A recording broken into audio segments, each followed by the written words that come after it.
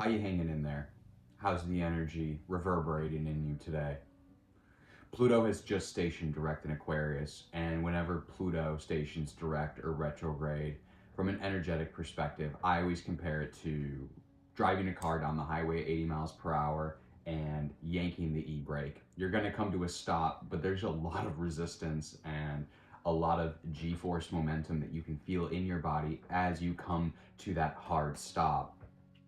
And in my experience, energetically, like I said, whenever Pluto stations direct or retrograde, even though it's a collective planet with so much outer generational drive and action, and the way that Pluto tends to manifest is a very collective experience. It's not super mundane. It's not always like every single little Pluto transit we get these mundane expressions of it. So it's really interesting to me that whenever Pluto comes into this moment of stationing, when it is not moving forward or backwards, it's like the energy of the universe is just being e-braked and we are being slammed with resistance. This is the Cosmological Narrative for October 13th and October 14th, Monday and Tuesday. I am Michael the Hierophant. I would normally do promotions here, but I am going to skip them for today. We have so much to get through today, and I don't want to waste any of the time, so we're going to do the promotions at the end of the video. Now, let's dive into the Cosmological Narrative right away for October 13th and October 14th. So right off the bat, we are going to have some aspects that are forming and beginning to form and have already begun to form over the weekend. So there's a good chance that if you're super energetically sensitive, you might have already begun to feel some of these energies manifesting, or at least the storylines beginning to seed to see how these things are going to play out for the rest of the week. And these aspects, again, will be with us for several days over the next week, and then some of these aspects will actually be reforming throughout time from different configurations over the next few months. So the first one that we are going to look at is we actually have two grand trines that are forming in the sky, and they're forming elementally different. So we have a grand air trine that's being made up of Venus, just recently entered Libra, Pluto direct motion in Aquarius, and Uranus retrograde in Gemini. We also have a grand water trine that's in loose configuration right now with Lilith in Scorpio, Jupiter in Cancer, making a connection with Saturn retrograde in Pisces. And on top of all of that, as if two grand trines wasn't enough, we also have this very karmically heavy and almost like destiny fate-oriented kite that's forming.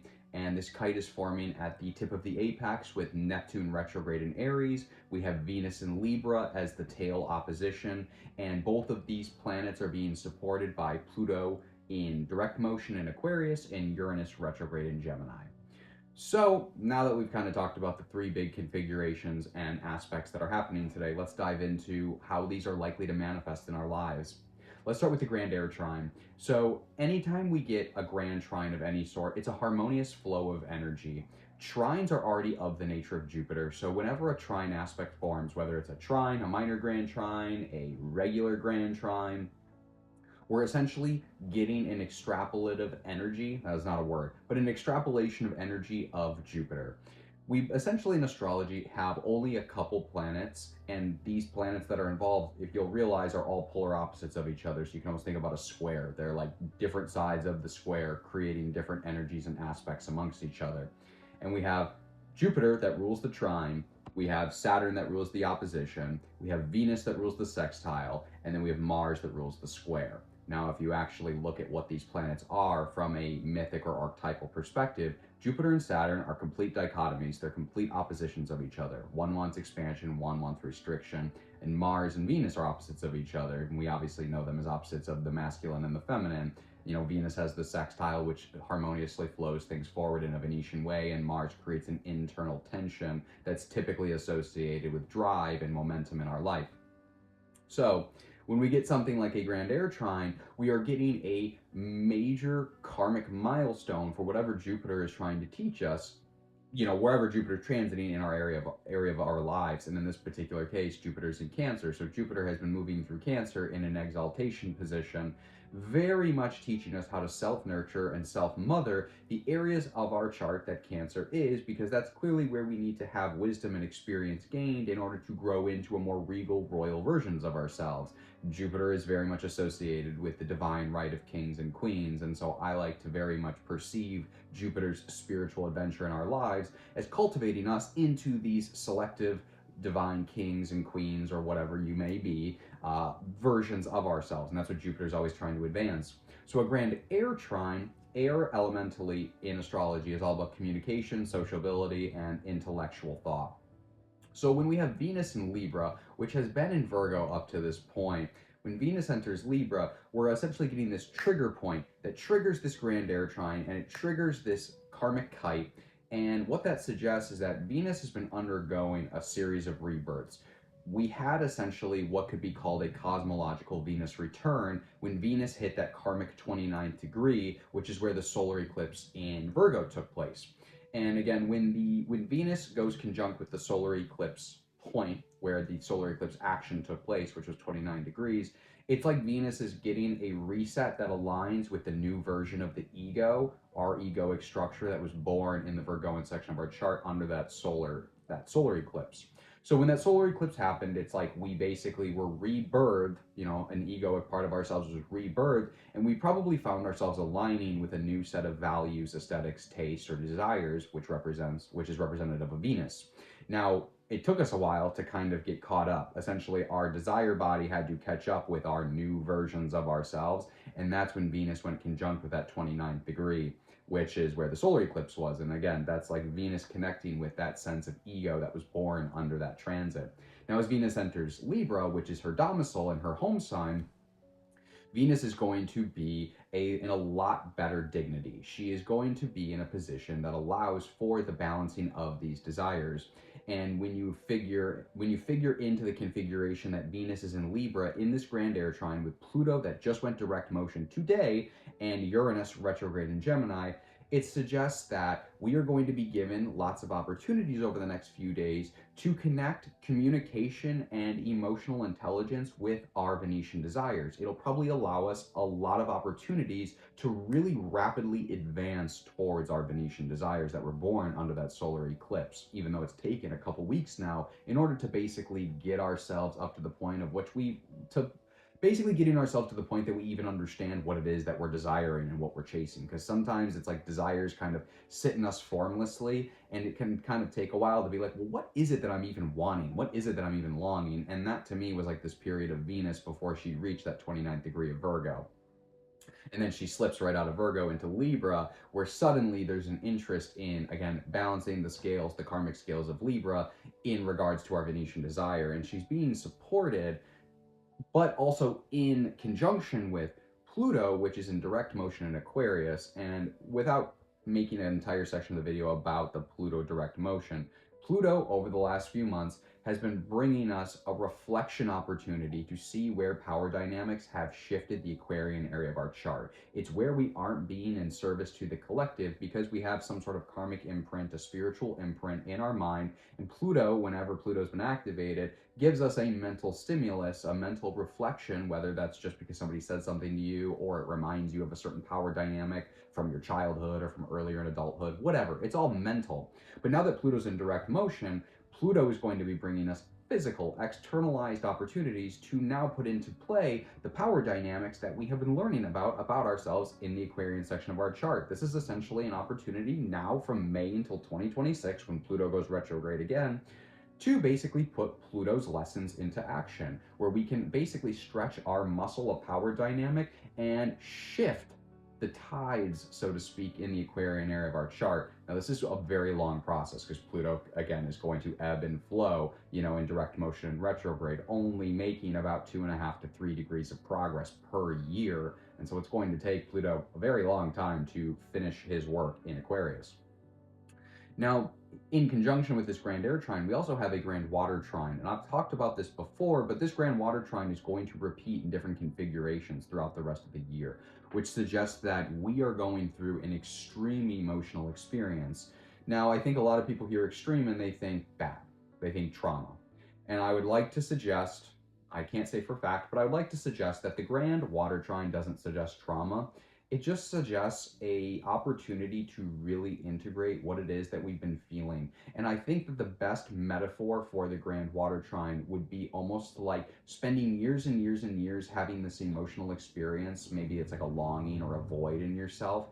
And then suddenly opportunities in life start to present themselves where you're able to articulate and make sense out of what that feeling, that void is inside you, and then be able to take action on it. That's kind of what this grand water trine looks like to me over these next few months, especially in all the multiplicity of configurations that it's going to show up in.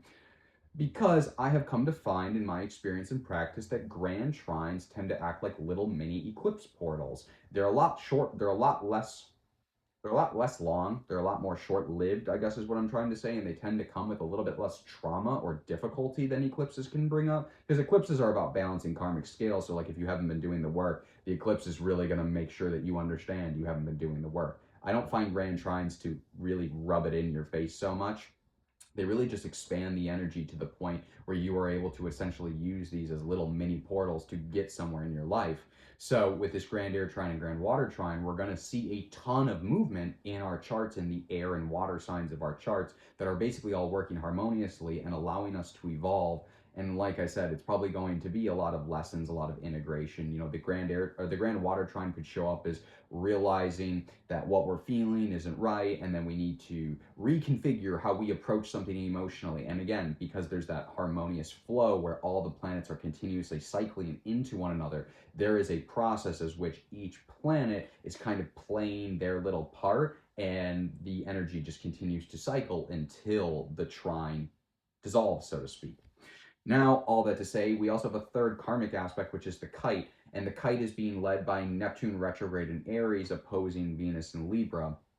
So Neptune retrograde in Aries is pulling back the illusions, the over-romanizations, the fog of war, so to speak, in the Aryan section of our chart, where we have not shown up as leaders, innovators, pioneers, and where we've been lying to ourselves and either under the delusion of something else or someone else, or essentially when Neptune's in retrograde, he is asking us to reflect on structures that still need to be dissolved in our lives in order for us to move forward. And in the opposition position, you know, excluding the kite as a whole, just looking at the vacuum of Neptune retrograde in opposition with Venus and Libra, it's like Venus and Libra is really trying to bring us into balance with our desires, but Neptune is in retrograde in Aries, still saying, hey, you know, we're getting very close to regressing into Pisces, but basically saying, hey, there's essentially this one last piece of the pie that you need to dissolve in Aries before I go back into Pisces and show you your place in the collective, where you have gotten really fogged up in the collective. It's like, look, like you need to be an individual and in the Aryan section of your chart, and there's some sort of belief probably based off of where you perceive yourself to be of value to the collective, which, you know, is Pisces. Pisces is the spiritual collective. It's the human collective as a whole. And so Neptune is basically saying, hey, there is this piece of information about yourself that you believe or you think or you've experienced that you need to dissolve. And I'm going to regress back into Pisces, and I'm going to show you where exactly your position is in the collective so we can get moving again when I go direct motion in Aries, you know, later in 2026. Now, all of this is all happening in conjunction with the fact that the moon is conjunct with Cancer. Moon is conjunct with Jupiter in Cancer, sorry, on the 13th. And then the 14th, the moon will make a series of moves where it's in opposition to Pluto, making a trine to Neptune retrograde in Aries, and making a trine to Uranus retrograde in Gemini. And what that suggests is our emotional body is going through this process where we understand that the difficulties or maybe some of the resistances or feelings that are coming up today under the 13th are probably for some sort of expansion in our lives. Again, it's going to be expansion in the Cancerian area of our charts. It's going to be some sort of opportunity to self-nurture, take care of ourselves, learn how to better take care of ourselves, show up as a mother figure or mother archetype we maybe never had, or that we needed in more fulfillment than we got.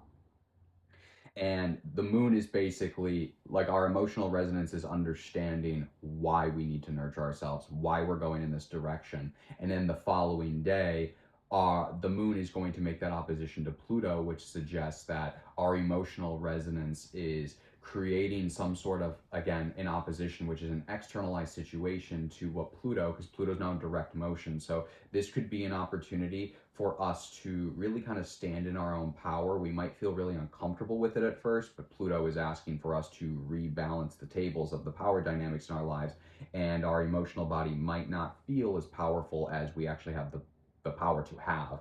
The dual trines with Neptune retrograde and Uranus retrograde suggests that there is going to be, again, a harmonious flow of our emotional body, and understand basically wherever our emotions are on the 14th are going to help dissolve the structures that Neptune is asking for us to dissolve in the Arian section of our chart. And it's also going to be assisting Uranus with reflecting and reviewing internally where those changes in the Gemini area of our chart, those intellectual changes that are social based, intellectual based, to understand the minutia of something in the Gemini area of our chart.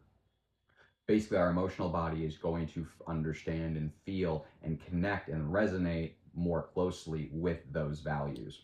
If you enjoy these astrological and spiritual narratives, I do encourage you to check out my weekly astrological and divination-based workshop, Consciousness, Conjunctions, and Conversations. We get together every Wednesday at 6:30 p.m. Pacific. It's absolutely free. You can sign up at the link in my bio. It's limited to 10 seats per class. We review last week's energies, the following week's energies, and I help you how to delineate where in your spiritual journey these cosmic transits are taking place.